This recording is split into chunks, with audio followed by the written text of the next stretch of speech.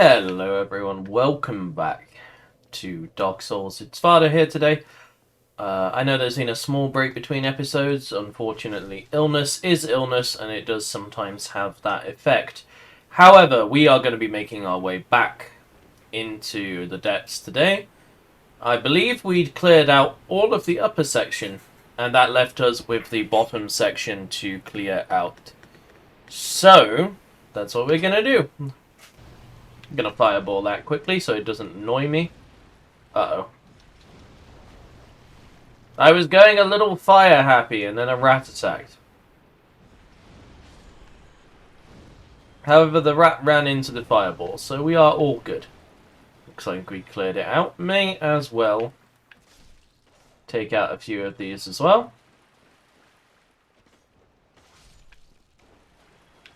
Any humanity? It does not look like they are feeling generous.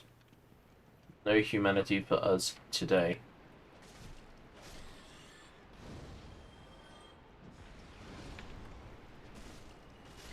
And a nice, clean kill to round it all out. Any of you feeling generous? Any of you want to help me out?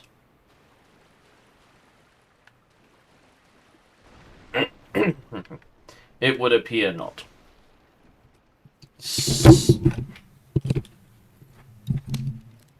So, let us see what we can do here. About this little rat there that's going to scurry off. And I believe, as we go... Oh no. Oof. I was going to say, I believe as we go through here, we're going to get invaded.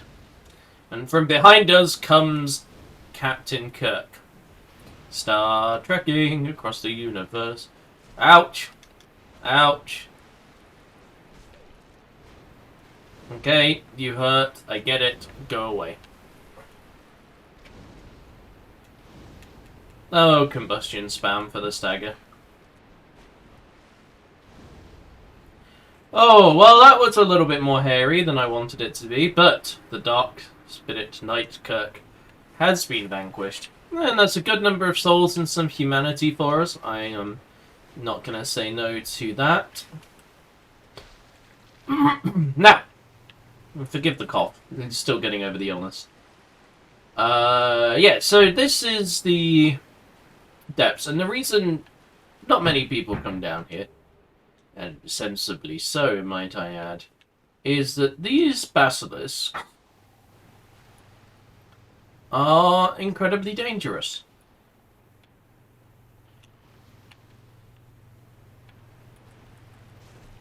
If you don't deal with them appropriately, if you don't do enough damage, you will be cursed. And curse is horrifying. Because it reduces your HP to 50%. Just a flat 50% out of nowhere. And obviously, it's not the best thing for someone who wants to be healthy and, you know, exploring. And they're most dangerous to players that are trying the game for the first time, I think is what I'm driving at. Once you know where they are and what they do and which rooms are dangerous and which are okay, you can sort of take your time. And even when you get cursed, if you know the remedies, it's not that scary, because you know that there is a way out. Or even just you're confident enough that you can play through at half HP. Like, there are plenty of players I know, I think, that would be good enough to do that. So, it's not the end of the world. However, it's certainly inconvenient.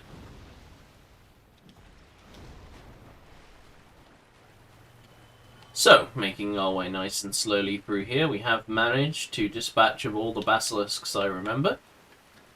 No Eyes of Death have dropped. Will you just get off me? Get off. Get off. There we go.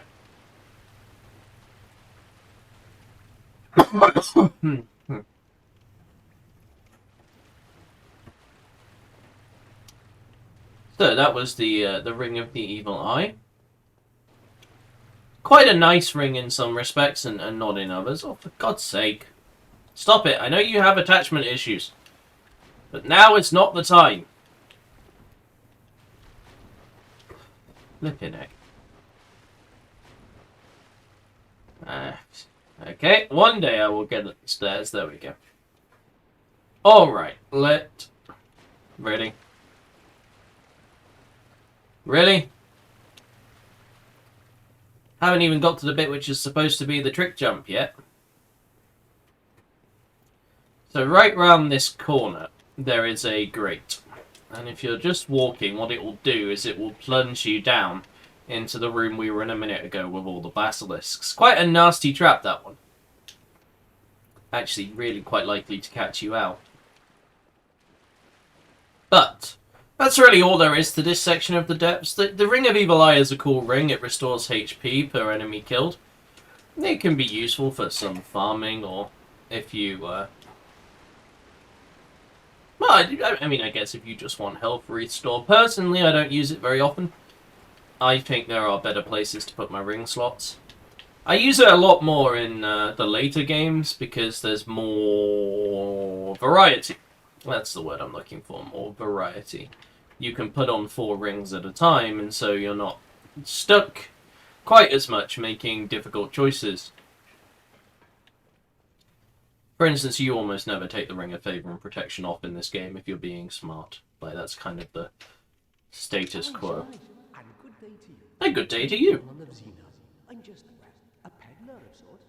I adore trinkets and oddities, so I trade for them.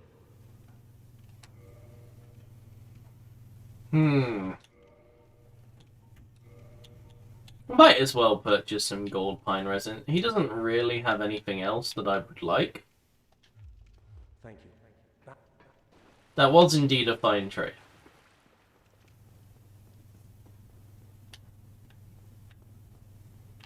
So, that's that. Let's go and have a look. Now, there's nothing on the top level, if I remember correctly. Because the crossbow is round here. Yeah. There we go. And we could take Sunbro with us if we hadn't... well, if we'd have spoken to Lautrec on the way down, we would have been able to summon him as well. But we didn't, so... we won't worry about that too much. I have used all my fire orbs.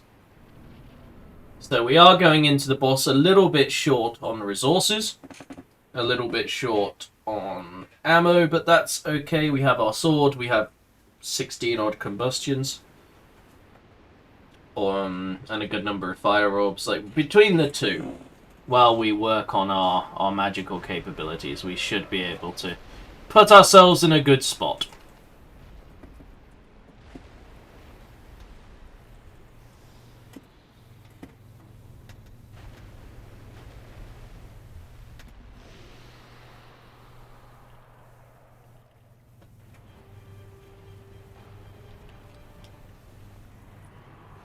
Okay, so couple of things about fighting Biggie. He's actually not that dangerous.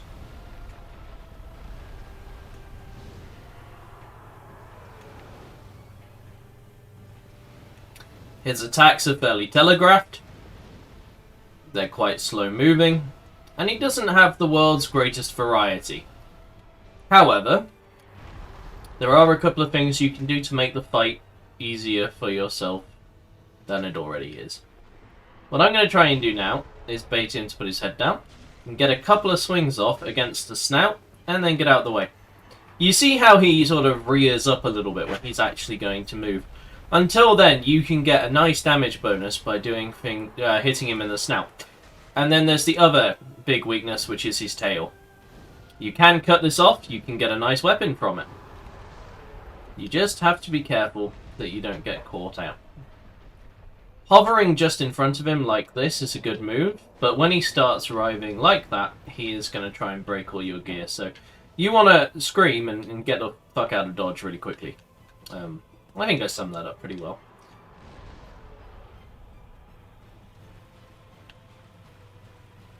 So I'm going to go for the tail chop here. He's being nice. Sometimes he puts his head down and almost never commits to the charge. It's one of the more annoying loops I've ever seen this boss get into.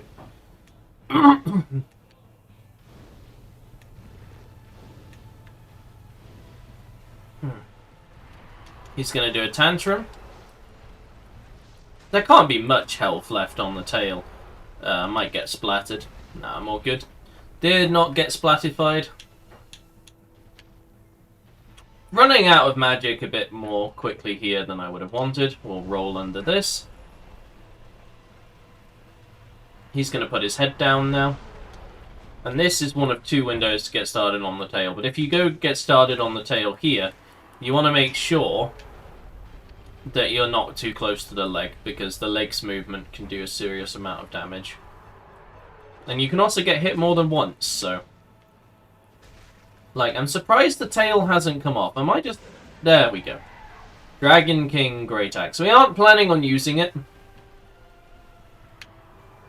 I just wanted it.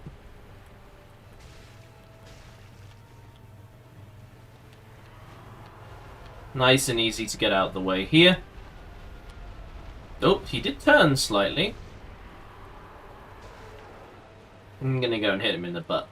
We've taken the tail off, so that's nice and safe. And finish him with a fire! There we go. I saved our last fire spell. Just so we could finish him with the fire. Alright, that's pretty nice. That's not too bad. Now, what we're going to do is we are going to Homeward Bone out. And we're not going to go level up. What we're going to do instead is we're going to go back to the Filing Shrine. So, I'm going to go back to the Filing Shrine. I'm going to upgrade my...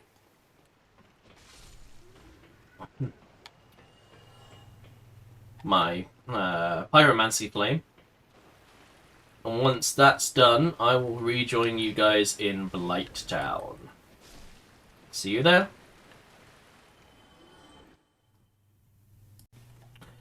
Hello again. I don't know why I started that like I was starting a new episode, but I guess given that I spent about 20 minutes, half an hour running around doing stuff to farm up souls for the pyromancy flame, it kind of felt like one. So, here we are. We are about to do something that I don't do terribly often. We're going to do Blighttown properly. Normally, for the sake of convenience, and because there aren't items I want in this section, except for Power Within, then usually I'll get that by doing Blighttown in reverse. The incentive to come this way is pretty thin. It's just a lot harder.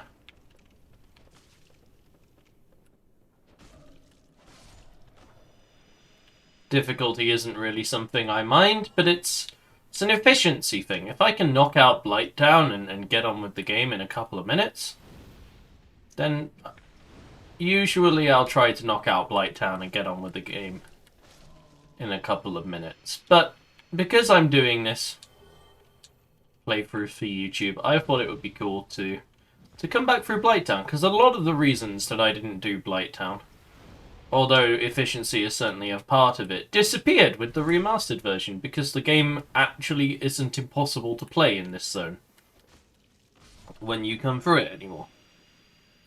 And that used to be a large reason I didn't come through, was just that the FPS drops were disgusting.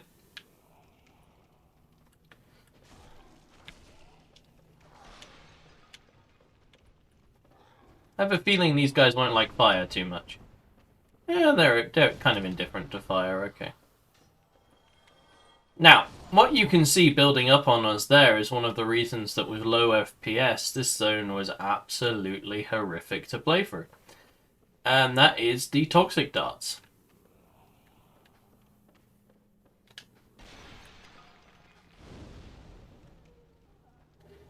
Toxic darts are not particularly fun to play against. We are going to burn through our spells very quickly in this zone. Put the corpse down! Put it down! Alright, I shall put you down instead.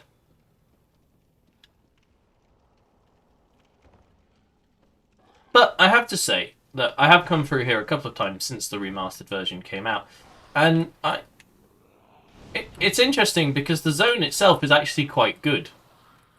Compared to a lot of the later zones, there's detail and layers and plenty of room to explore.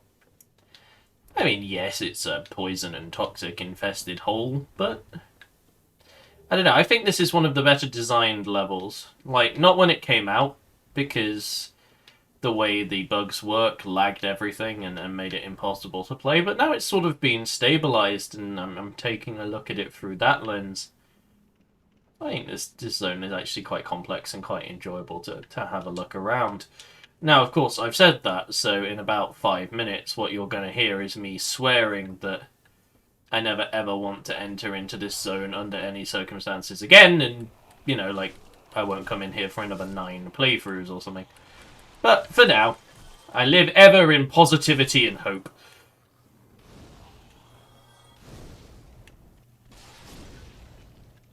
Ah, yes, speaking of, the reason that hit didn't interrupt me is because we are now wearing the wolf ring.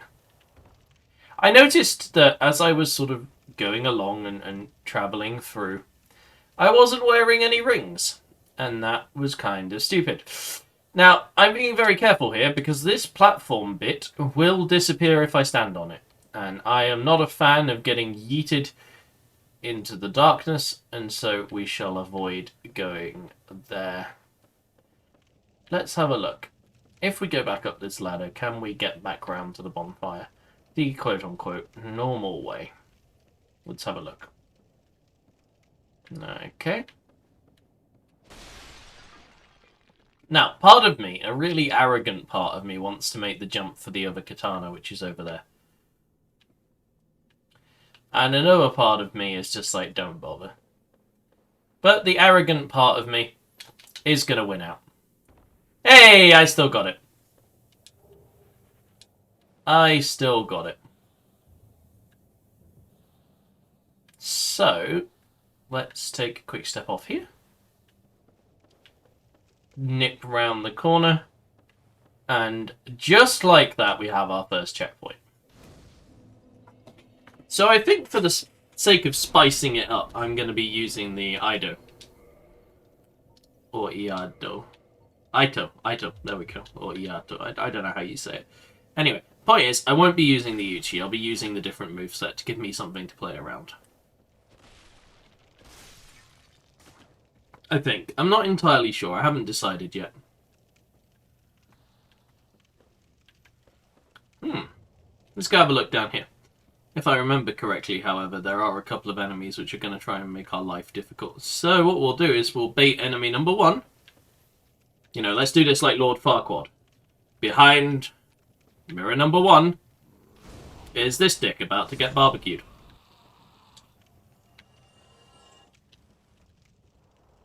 And mirror number 2 is a dude that's about to try grapple me, but a nice combustion will stop that. Yeah, you can tell that I went from sitting having a nice pleasant joke to, oh fuck, if he grabs me I'm screwed. Because, you know, the voice went up several octaves and my confidence levels just disappeared. Okay, yes, I'm really glad we came down and got that. Blooming purple moss is a super important thing to have in this zone. Super duper important. Because it gets rid of toxic. Toxic is not pleasant, nor is it nice. Okay, so this is one of my least favourite bits of the game. Don't you yeet me off, you motherfucker. Ah! Doglet, piss off. Now, I'm not even going to try using fire on these, because it might work, but they're also fire-breathing dogs, and, you know, usually if something uses a primary element as an attack, it's pretty resistant to it. That, you know, that tends to be a fairly consistent rule in the games of the videos. So, let's go down here. Oh, this feels sketchy. But the fact that it feels sketchy is more or less what I'm getting at. Is like the whole thing, the whole vibe of this rickety plague town on the side of a cliff. They did it so well. the whole area feels spooky and intimidating. At least to me, so. Like, now it actually functions like it was meant to function. I really enjoy coming in here every now and again. However, it does appear that we are out of options to get back. So, back over the rickety bridge we go. Ooh. Oof! Okay, I'll save the heart attacks for next episode. We managed. We got over it. Both literally and figuratively, I might add, in regards to the rising panic. Okay. Yeah, this is probably not the best time to do this, but I'm going to Kindle this one. I'm probably not going to use it again for the playthrough, but for the sake of keeping some momentum, I think that having a few more Estus Flask in Blighttown will be a positive.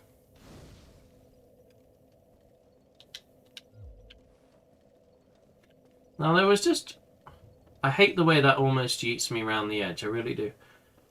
There was just one more thing I can't remember, and I don't think we get it from here. I think we get it from a bit further down. Yeah, we probably do. Is the Eagle Shield. It's either a bit further down or a bit further around. It's one of the two. Okay. Doesn't look like we can get through there, but we can go up here.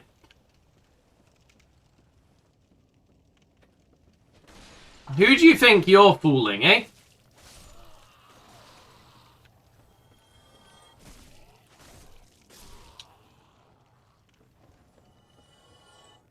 Look at them, hiding in the fucking pots, like, ooh, you're not gonna notice us, we're gonna surprise the fuck out of you.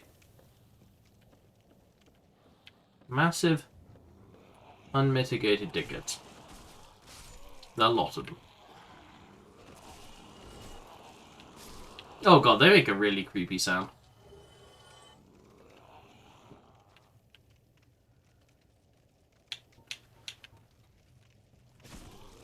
Many a nameless soldier, it would appear, has met its end in Blighttown based on the names of the souls that they're dropping.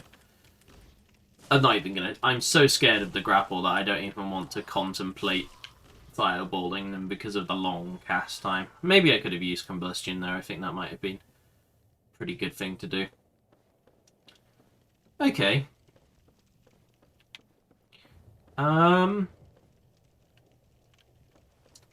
Right. Sure, we'll take a roll over here. What could possibly go wrong?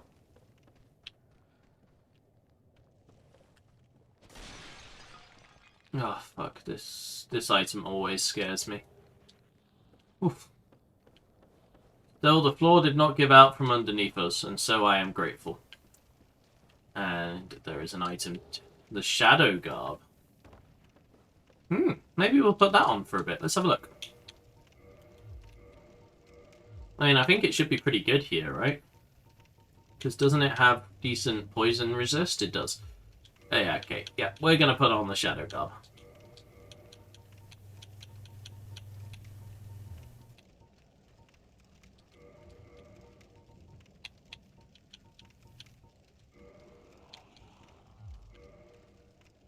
Can we still roll?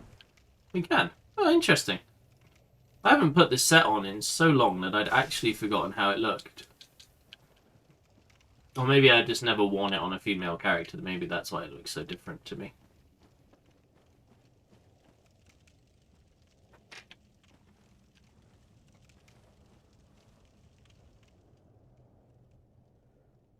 Okay, well that just leads off an edge.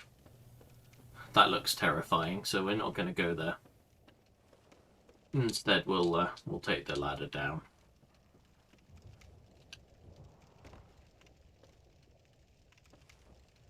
It does look like there's an area underneath us, but I am seriously debating how we get there. I think what we're meant to do is come over here.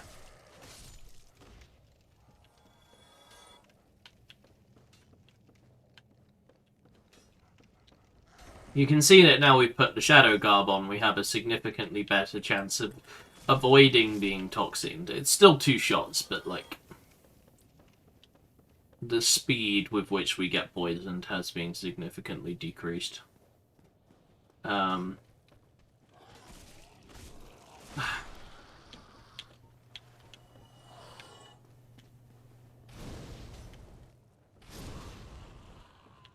I need to stop being too scared to actually play my class, because, like, I'm a pyromancer, I should be throwing pyromancies at things.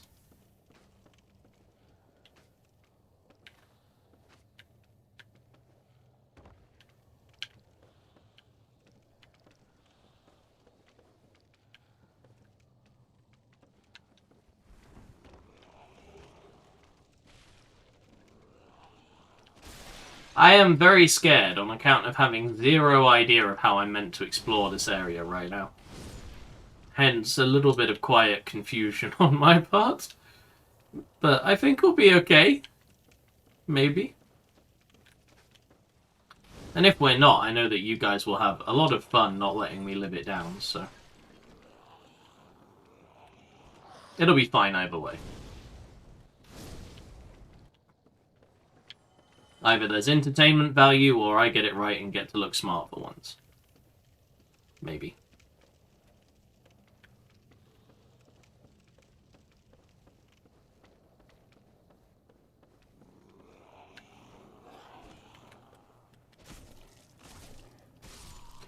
Fuck you.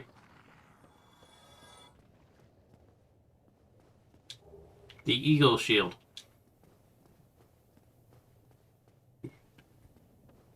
The Eagle Shield used to be kind of bonkers because it was very light, but was still a great shield and still blocked 100%. So until they nerfed it, it was actually one of the strongest shields in the game, if I remember correctly.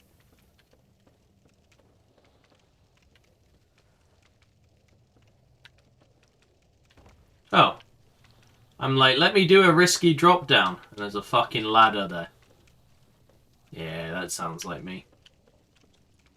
Let's do a risky-ass drop-down for no reason when there's a bloody ladder. Something that's kind of nice, both from a realism and a sort of a game design perspective. Get fucked.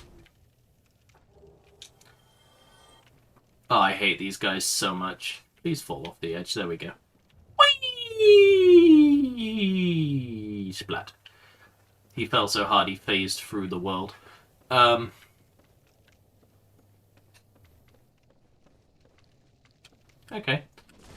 I don't actually remember what's around here. Let's go have a look.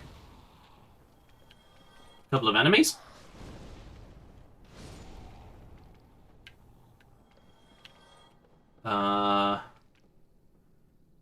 And a sort of rickety bridge that leads down. Oh! Hang on a minute. Did I just stumble across the thing I sometimes... yeah, I did. Alright. So we are in a nice spot right now. We were going to come here anyway for Power Within, because it's a pyromancy, but we just stumbled straight onto it. So... wait. Okay, I was going to say, is it immune to fire? No, we just couldn't see its health bar. That's all. Alright, so we just killed the giant big thing. No problem. Very nice. And there is Power Within. Power Within is a really nice buff. Makes you nice and strong as a character. But, now that we have done that, we have a couple of places to go. And the first one is here. To have a word with Angry McClubface. Yes, that is his actual name. It's on his birth certificate.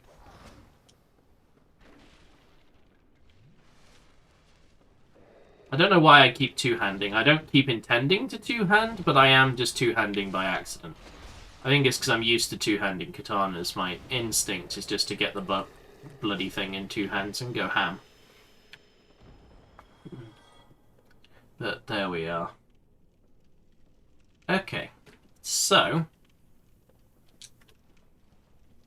I think we got all the items that we needed from this particular portion. We can drop down there, but I'm not entirely sure how we'd get back up if we did. I don't remember that part. Oh, maybe what we do is we go through the fog gate.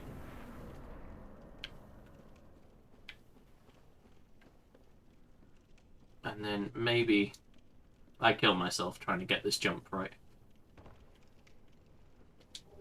No, okay, it is the whip. Apparently our character is willing to go to extreme lengths for its kinks. And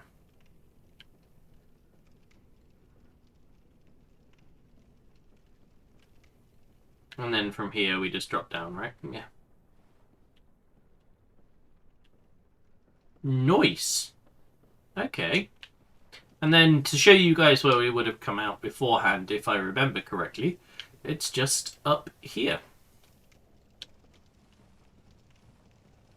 And I think now that we've taken out the beast and we've gotten approximately half the way through Blighttown, that is where I am going to call this episode done. I will see you guys in the next one. Thank you very much for watching. Hope you enjoyed, and I will catch you soon. Bye-bye.